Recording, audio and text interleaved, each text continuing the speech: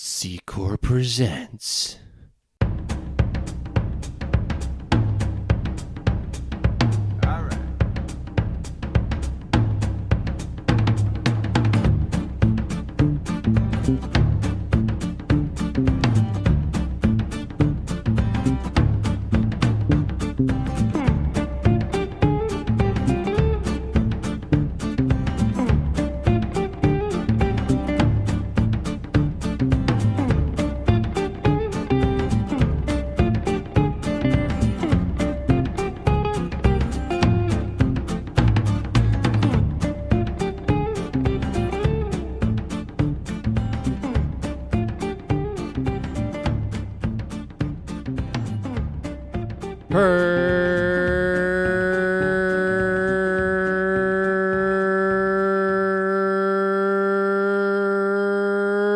Dat!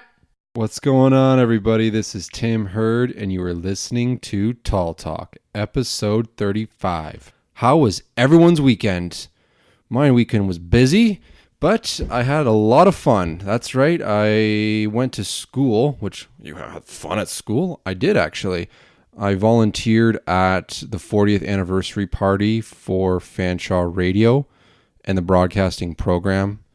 If you are you in the London area and you've listened to XFM, that's run by Fanshawe College students. And so I was there and I had a great time, met a lot of alumni that were involved in radio and are still involved in radio over the years. There was some guest speakers. One of the guest speakers was a reporter that used to go to Fanshawe, and he's been going all over the world. He was in Russia. He was in Jerusalem. He lives in London now. Dana Lewis, and he sat down with one of my teachers, and they had a little interview, and it was in the big auditorium. And yeah, I learned a lot from him. He talked about some of the stories that he was involved in. One of his first ever stories that he did for XFM, or at that time it was CIXX FM. Well, it still is called that as well, but they just shorten it to XFM. And yeah, it was a lot of fun. Learned a lot from him and his stories, and they showed some clips. He also was in our class on Friday as well, and he showed us more clips of some stories he's done around the world. I mean, this guy's been everywhere, and the stories that he's done are just incredible. And another thing that happened was I ended up talking to, if you know, Alan Cross. He was another guest speaker, and he never went to Fanshawe. He was just invited, I guess, to be a guest speaker. And yeah, it was great. There was a little break between Dana Lewis and Alan Cross's presentation. And so he was just sitting there by himself. I went up to him, and I didn't record anything because I didn't want to be rude or anything. And I didn't know how much time we had until he went on. And so I just sat down and I asked him a couple questions about my podcast and the structure of it. And because he runs a podcast, and you've probably heard him on 102.1 The Edge and nationwide on Alan Cross and, I'm drawing a blank here. Sorry about that. The Ongoing History of New Music. And he has one of the most recognizable voices on radio. And I sat down with him and I asked him, I'm like, I'm doing a podcast right now. Is there anything that I should be focusing on? And he was like, well, what's the podcast about? And I'm like, well, it's about beer. And I explained the structure and my current structure right now. And so he told me an hour is okay. An hour is good for a podcast. But they have done studies with theirs saying that it should be no longer than half an hour. Any podcast should be no longer than half an hour, because that is a typical commute. And a typical 5K run is 30 minutes. And so you want to draw a lot of people's attention. And so quality should be a lot more, it should be better than quantity. So yeah, I've been trying to push for an hour, and I'm going to stick to that, but I'm still going to work around the structure. And I'm just going to ask everyone that listens to this, what do you feel about what I've been doing so far?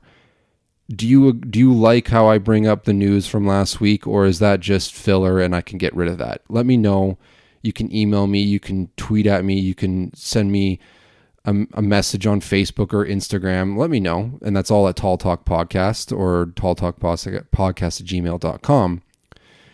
And yeah, no, it was a lot of fun, and he's a really interesting guy. I mean, he was in Manitoba working there. He worked in Kenora for a bit, and then he got the job in Toronto, and he's been there ever since. And just the way that he structures his podcast, I've listened to a couple of episodes this week to get a feel for, and I've listened to him on the radio as well, because when I was living in Ottawa, they would play him on Live 88.5 on Sundays, and I'm pretty sure that happens all over the place.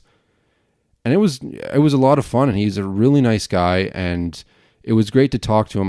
One of my classmates took a photo of me talking to him, and I actually posted it on my personal account on Instagram and my Facebook page. So I was really excited to talk to him, and I'm starting to get a feel for this broadcasting thing. It's slowly but surely, I'm trying to find my structure and trying to get a better focus for this podcast, and just becoming a better journalism, or just a journalist in general. I'm really looking forward to my future. I'm really looking forward to seeing where I go or what I do with this.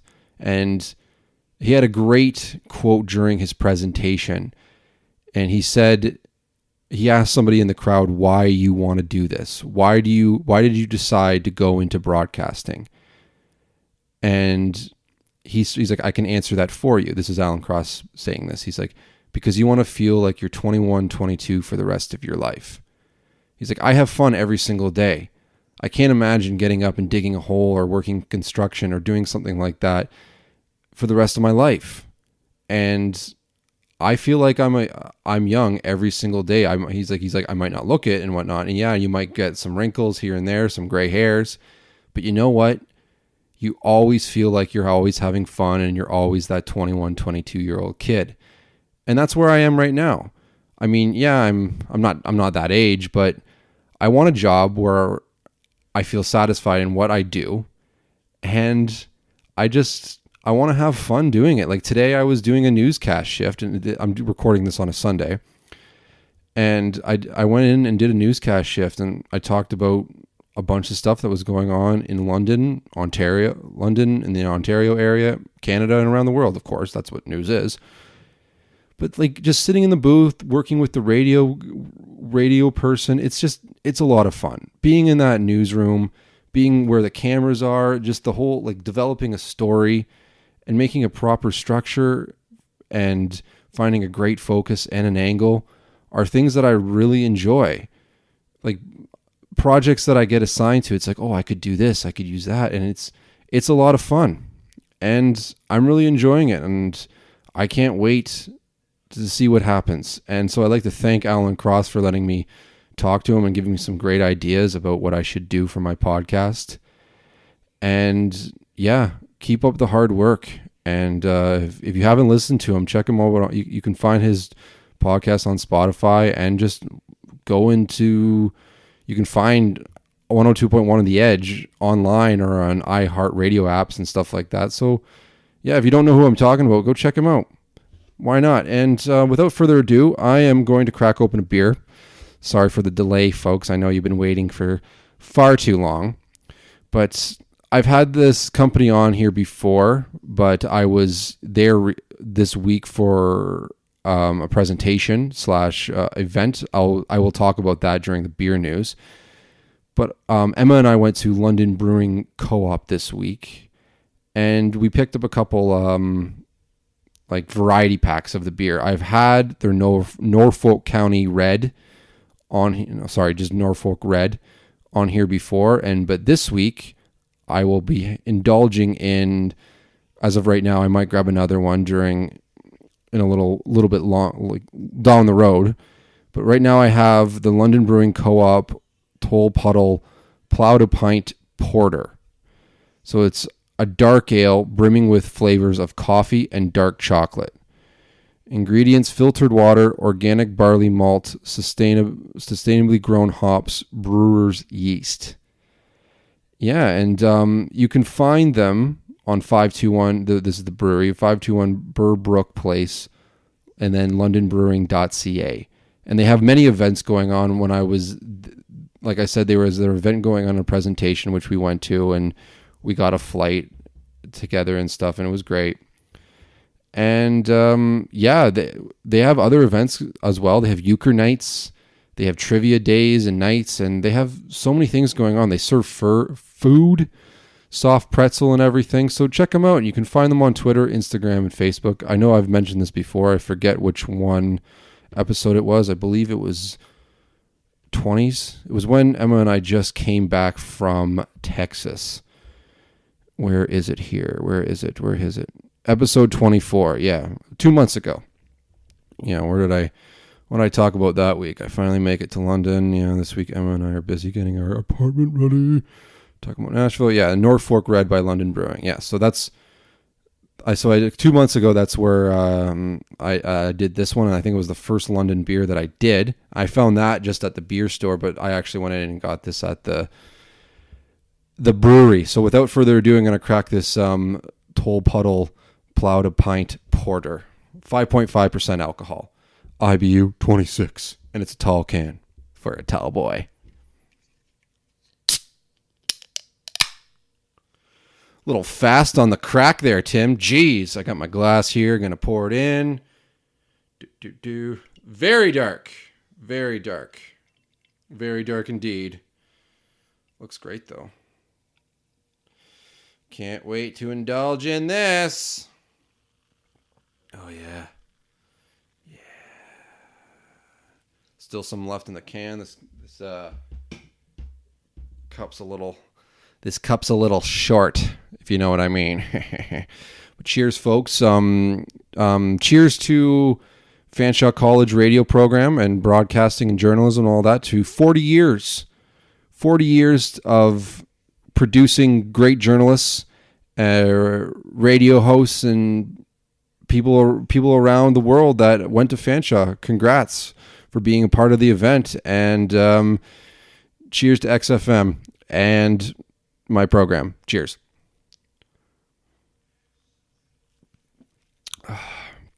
Oh, that's dark. I like that a lot. Now I can fit the rest of this beer in the can. I mean glass. Sorry about that. Oh, there's still some left. I'm just going to drink the rest out of the can. It's donezo. Oh, that's good.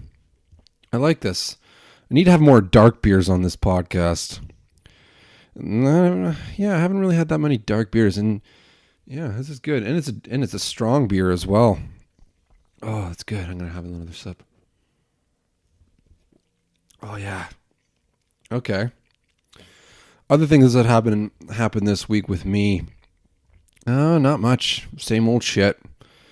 Not much going on. Just school, work, and hanging out. Oh, Emma and I got back on the Friends train again.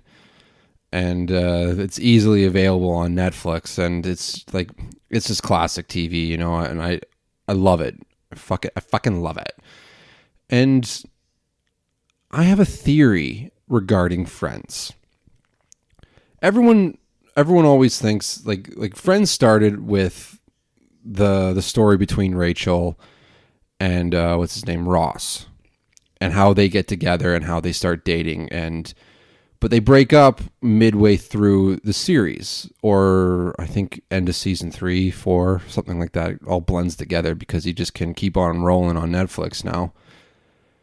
But everyone knows that Monica and Chandler get together. But in my opinion, that's what the entire series is about. It's about Monica and Chandler. And what gets you hooked at the start is the love game, I guess you can say, with Chandler and Rachel and Ross. So that's what gets you hooked. But then it starts to lead into Monica and Chandler like trying to hide from all the friends that they're together, and then Joey finds out, and then down the road everyone finds out all together, and they get married, and you know the rest that happens. Because if you haven't seen Friends, I mean, come on, like even if you don't have Netflix and you still have cable, they have them on still. Like they have reruns going on all the time. Like I drove down Wellington Street, which is a major road in London, and I saw a bus advertisement for Yes TV that was promoting Frasier and fucking Cheers. So those shows are still on TV. They're just playing reruns. And Cheers ended in 93 and Frasier ended in 2004. So like they're old, and Friends ended in 2004. They still play them today. So even if that is it, like if you've been living under a rock for the past 20 years, I mean, come on. Like they've been playing these nonstop, and you can get them on YouTube and everything. So my theory is, before you know that Monica and Chandler are together, you start noticing some little bits of information that they have liked each other for a long time. And if you really think about it, they get together, and okay, but before this, they've been living in two separate apartments across the hall from each other for a long period of time. They're in and out of each other's apartments, and they're really close friends. And then in like season 3, when all that stuff is, and like even in late season 2, when stuff is starting to get rough between Chandler and Ross and Rachel, there's little scenes where the rest of the friends will be hanging out in like the living room and stuff, and Monica is sitting on Chandler's lap. And remember that one episode where they go to the beach? They go to Phoebe's beach house or friend's beach house or something, and he's trying to say, well, why don't you want to be my boyfriend? I mean, come on. And that's the whole episode, and they're not even together yet. And so I don't really know much about season 1, if there's any little bits of information about this or regarding them trying to get together. And we all know that Monica was with Richard in the earlier seasons. But, I mean, it makes sense. And then once everyone finds out, then there's the story of them moving in together, them getting married, and them trying to have kids. I mean, a lot of people are just like, no, the story is focused in on only two friends, which is Rachel and Ross. I'm like, no. The main storyline, in my opinion, in that show for the 10 years was Chandler and Monica. Even in season 10, which is not great at all, they're trying to buy a house, and that's where they leave is with that. Like, that is my theory, and get at me. If you think I'm wrong, get at me. What are you going to do about it? Seriously. That's my opinion. What are you going to do about it? I'm going to have a sip of beer, and maybe when I'm done this podcast, I'm going to continue watching Friends because I fucking love it. Oh, that's good. Yeah. What a great show, though.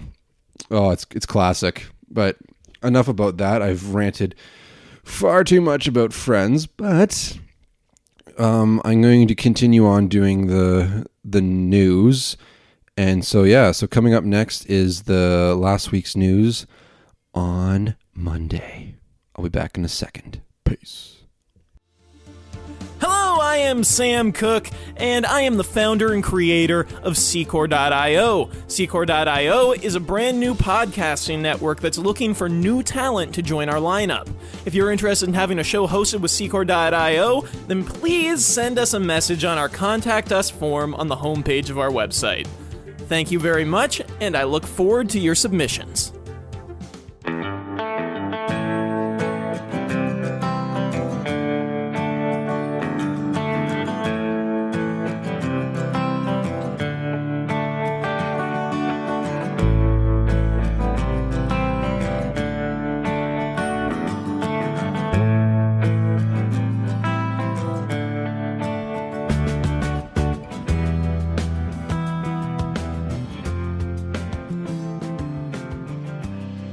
welcome back. And right now we will be doing the last week's news on Monday. I don't know how long we'll be doing this because Alan Cross doesn't agree with it. But there was many municipal elections that happened around Ontario at least. And across Canada. I know Winnipeg had an election. And so a lot of things happened. New people came into office. There was new councillors. There was new mayors, and there was same mayors. Like, for example, John Tory won Toronto and wins his second term as mayor. Got 63% of the vote. Patrick Brown won Brampton. If you know who that guy is, who the former PC Ontario leader had to step down after sex allegations. And there was another Ford in politics. Michael Ford won Ward 1, which is Etobicoke North in Toronto. It might not be from Toronto. That's Etobicoke. It's a different area. Sorry, everyone. My mistake. Toronto is the city where the Raptors play. Come on, figure it out. It's the best city in the world. Come on. God, frig. And in my back home in Aurelia, my former boss / rugby coach, owner of Brewery Bay, was reelected for a second term. Steve Clark. And congrats on that. And Sudbury had some issues for their election, and many others in Ontario felt the same struggle as Sudbury. So they were doing online voting for the first time. I believe it was the first time. And it was run by Dominion Voting Systems. And what happened was it crashed. The site crashed and people couldn't vote. And people were getting frustrated. Apparently the website wasn't the greatest to maneuver. And 51 municipalities were using its portal. At 6 p.m., traffic slowed down. And the provider from Toronto had placed an unauthorized limit on incoming voting traffic that was 10th of the system's bandwidth. Well, way to go, Toronto. The greatest city in the world screwed up. What do you think of that, Trent? That's right, I'm calling you out. And Christopher. It's the greatest city of all time. So they wanted to go paperless, I guess, and it frustrated many residents, especially seniors, because most seniors are used to the way we've been doing elections for years. And so they had to extend the election until, I believe, 8 p.m. the following day. And in London, where I am right now, it was the first city in Canada to use ranked ballots. Now, what is a ranked ballot system? I have a hard time of explaining it.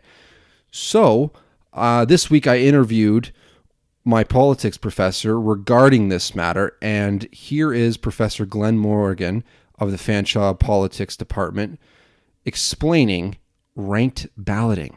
So there was a bit of a misconception about ranked balloting. People had a basic understanding, this is my first choice, second choice, third choice. But how did that work exactly? The easiest way to do a comparison is to think of federal or provincial party leadership campaigns where you might have 8-9 people running for leader of the party. And people would vote. And if somebody didn't get 50% on the first round, the person with the lowest number of votes is dropped off. You've got, say, 7 remaining, and then everybody votes again.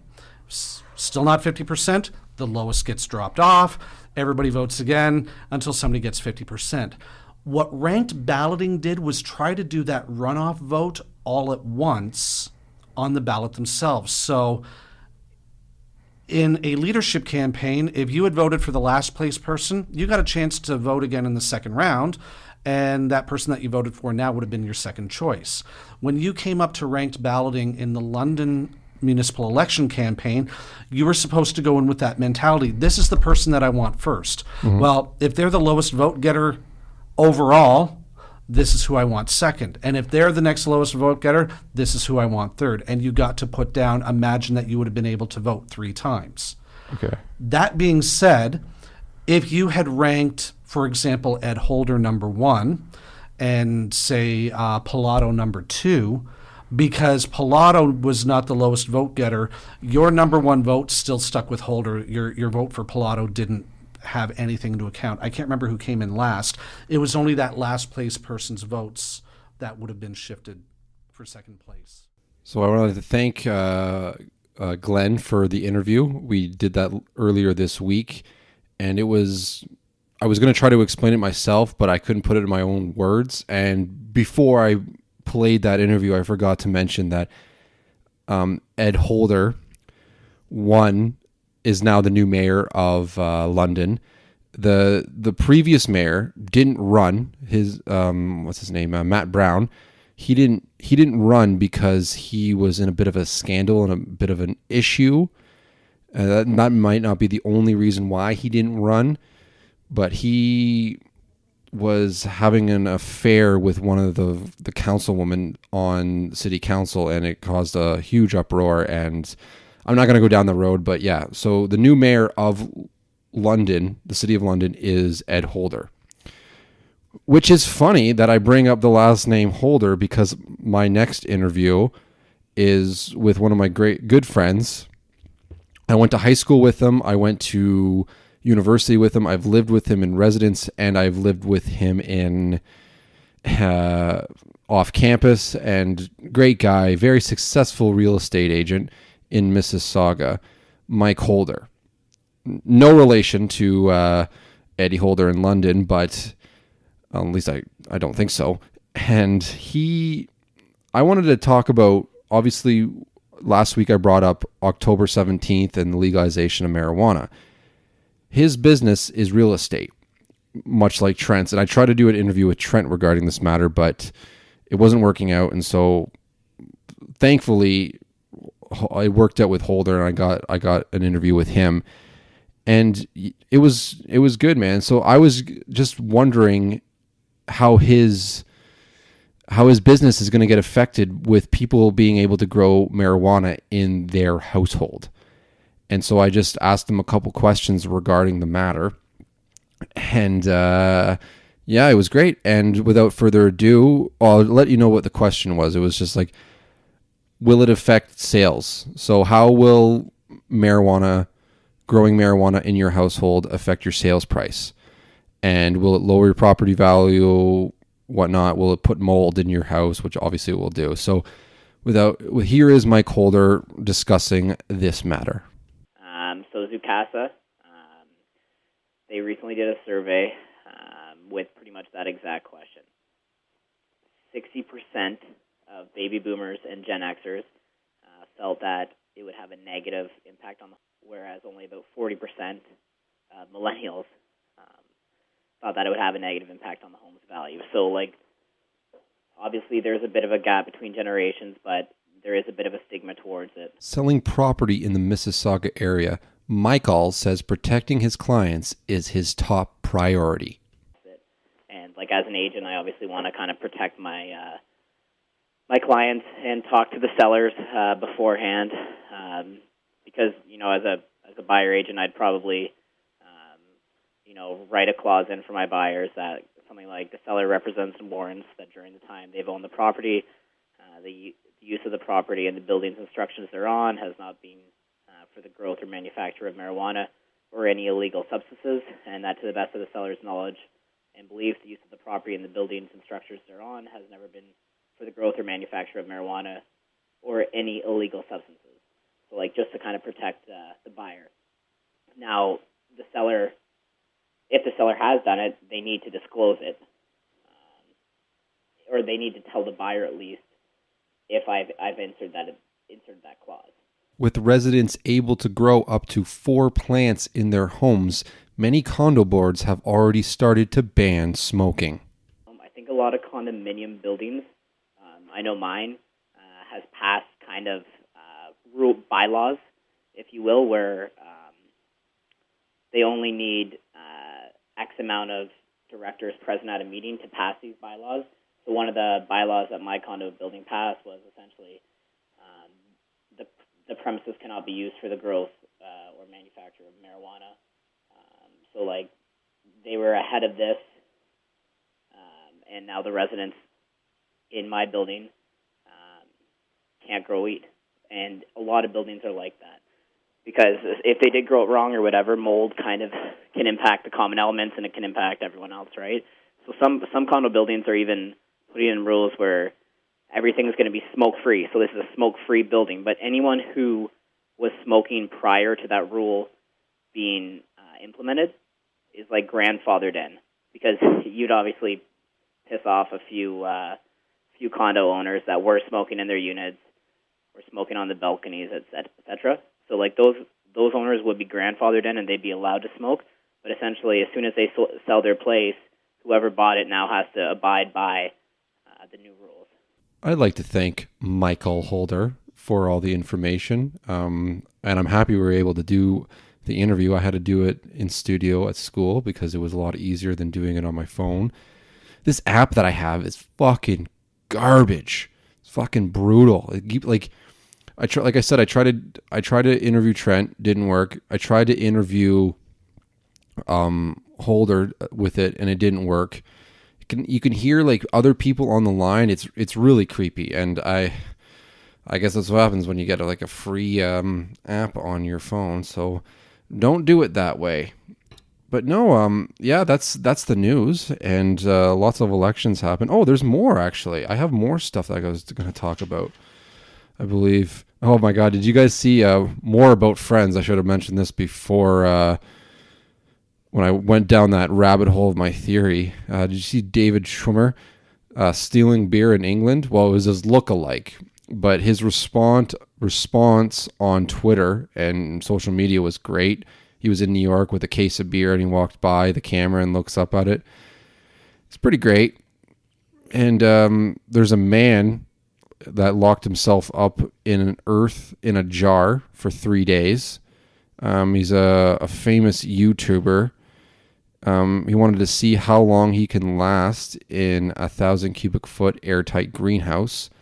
And he wanted to show the impact climate change has on the earth by constructing a nano tiny version of the earth in a jar and living in it for 3 days as lethal carbon dioxide levels build up. Yeah, and Tracy Chapman, you got a fast car, has sued Nicki Minaj for stealing the singer's 1988 hit "Baby Can I Hold You." Chapman known for her hit song "Fast Car." Nicki's song "Sorry" used lyrics and vocal melodies from "Baby Can I Hold You," and it's sparking up quite a catastrophe, and Tracy Chapman's all pissed off. Nicki Minaj is just like, starships are meant to fly, you know what I'm saying? And yeah, that's about it, what I have about last week's news on Monday. So without further ado, we're going to move this bad boy along. I'm going to have one more sip of beer, and then we're going to go into the beer news. Oh, it's so exciting. All right. Coming up next, the beer news. Hello, I am Sam Cook, and I am the founder and creator of Secor.io. Secor.io is a brand new podcasting network that's looking for new talent to join our lineup. If you're interested in having a show hosted with Secor.io, then please send us a message on our Contact Us form on the homepage of our website. Thank you very much, and I look forward to your submissions.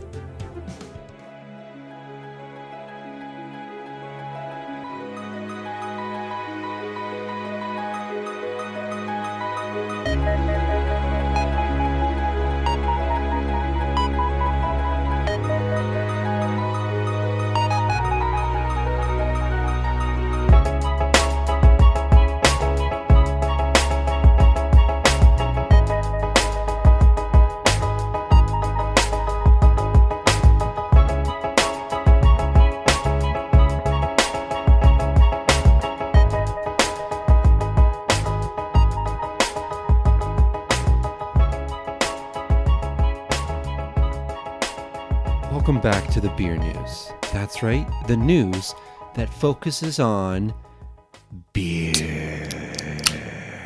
Ooh, what was that noise? I am on my second beer of the podcast. I got the London Brewing Co-op Workhorse Plow to Pint IPA. It's a strong beer, 6.5% alcohol, IBU of 50, and it's a full-bodied IPA with fruity hop notes and a crisp, dry finish. Locally grown hops, you know the whole story. So I'm going to pour this bad boy out as we discuss the news of beer. Are you excited? Because I sure am. All right, just let me pour this in first. Another beer. Another beer. Another beer. I wonder if I'm pouring the beer right. I know there's some snobbies out there that are just like, you're not pouring it right. It's wrong. You're ruining everything. Wah. That's how all whiners sound like, I guess. Anyways, I'm going to try this bad boy. Then we're going to get into the beer news. Cheers. That is a strong beer. Ooh, it does have a fruity taste to it. I don't mind this. It's not bad. Pretty tasty. Pour the rest back in the glass. Oh, God. Speak words, Tim. All right, so like I said before, Emma and I went to an event in the London Brewing Co-op, which is actually down the road from our apartment. And there was a presentation regarding women enjoying beer. And I was like one of 3 guys that were there, but you know, it was focused in on women, and I actually learned quite a bit. So it was an event run by and in support of Women's Event Committee, and the brewery was quite busy. It was many flights were consumed, and there was great conversation. I mean, Emma and I met some good people there. The brewery was really busy, and the line never stopped for the 2 that were running the bar. And the people that were running the bar, I have it. And so like the flight that we included had a couple of their things that they have available on draft is the Downtown Coconut Brown, the Resolution 117, Southwest Wheat, and Ward 4. It's one of the many events that the brewery has. I mentioned those before, but other events that they have are Friday Night Live. They have a Dungeons and Dragons night, and Adam and Emma were the servers / bartenders for the event, and I'd like to thank them for doing such a tremendous job with the events, the stuff that was happening. And I think it was a Thursday night that Emma and I went to. So it was there was a presentation from Janet C. Gardner, and she is, sorry, let me just get into my notes here. I had my notepad, and she organizes, what the hell is it called? Where is it? Sorry, folks. Wow, talk about not being prepared. Where is it? Barley's Angels. She runs Barley's Angels for London, and you can check them out on Facebook. And it's support of breast cancer. They have events called Beer for Boobs. It involves women making beer and their own beer, home beer and whatnot. They have Cervezas for Cervix. They want to keep the money local, and like because they're just tired of the industry making girly beers, which kind of makes sense. And she showed us a bunch in her presentation, and you're just like, wow, I can't believe that company did that. So the main focus of the presentation, she is an archaeologist / I believe that's it, and she focused in on the history of beer and how it relates to women.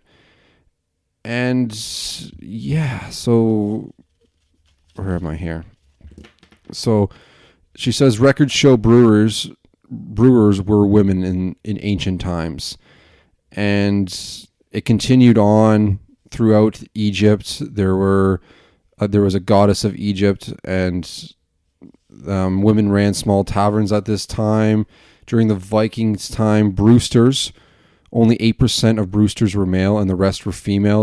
And women had amazing brewing skills and controlled the beer market. And they made sour beers and all kinds of beers with this. And going on to European culture and moving along those lines, there was association between witches and brewsters because of what they wore. And there were many popular alewives that would wear tall hats that stood out in crowds. And brewing was big in society, especially in Western Europe. So they would have, and the reason why they had association with witches and stuff like this was because they had an ale stick, carved recipes in them, big iron cases, used cats to get rid of pests.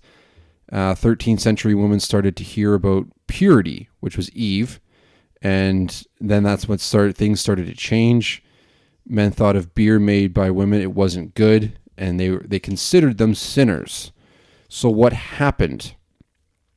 The male industrial capitalist came in, and this began around the medieval ages. This is during her presentation, and you can find out more on her Facebook page, Barley's Angels.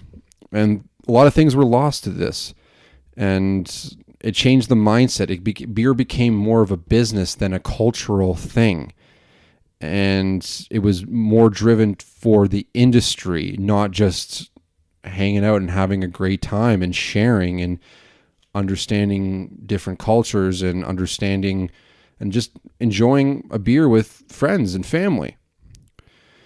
But with this, brewsters are returning, and you're seeing a lot of breweries in the U.S. Majority of beer is crafted by women.